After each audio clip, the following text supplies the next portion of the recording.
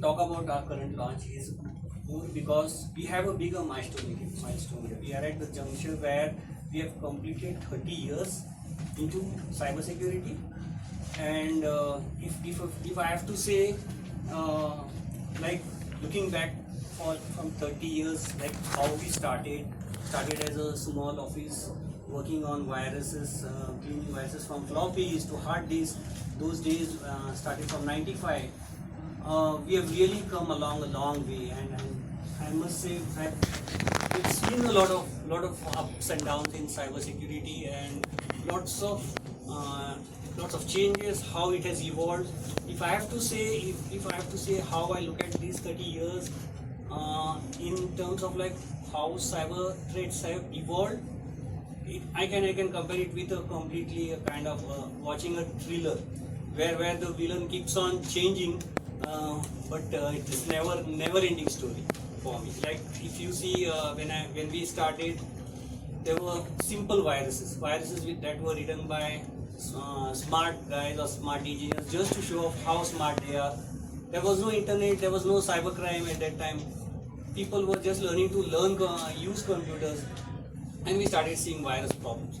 They were infecting floppies, they were infecting hard disks, and trying to create nuisance around and like stop users' work or some kind of productivity disturbance.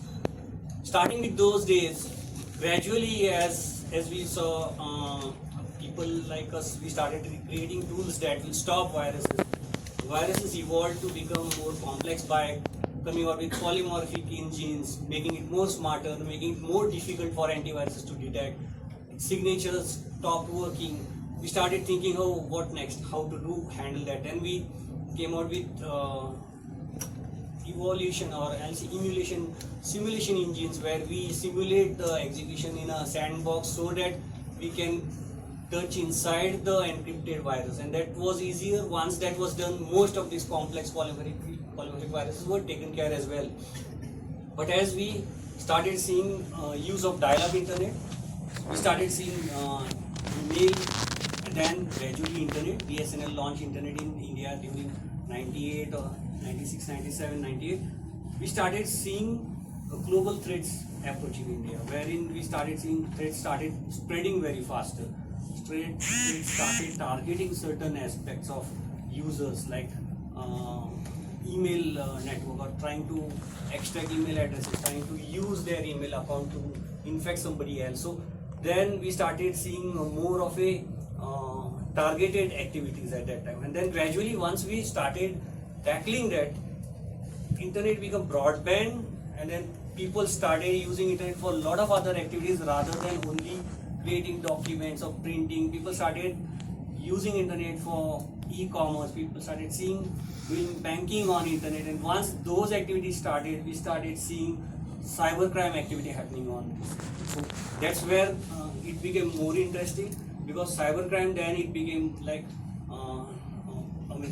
targeting users for financial gains, stealing users username passwords, wiping out users' bank account remotely. All these things started happening.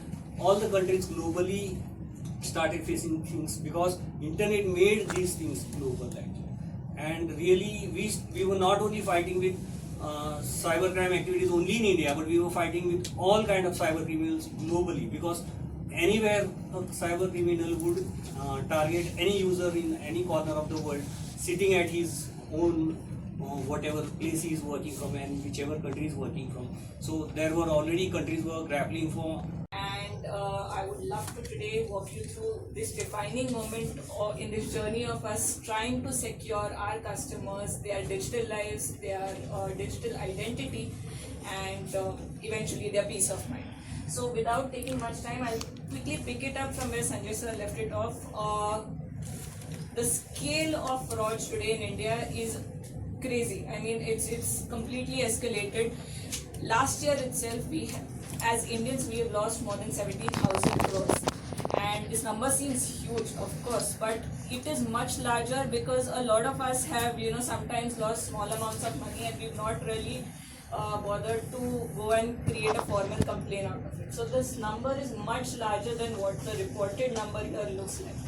But essentially, this number is not just about money lost. It is also about the kind of breach of trust that happens, the mental pain that people go through, sleepless nights, broken dreams, because sometimes people lose pensions, sometimes they lose huge amounts of money that they're supposed to invest in their future, their kids' future. So it signifies much more than what a simple money or financial loss.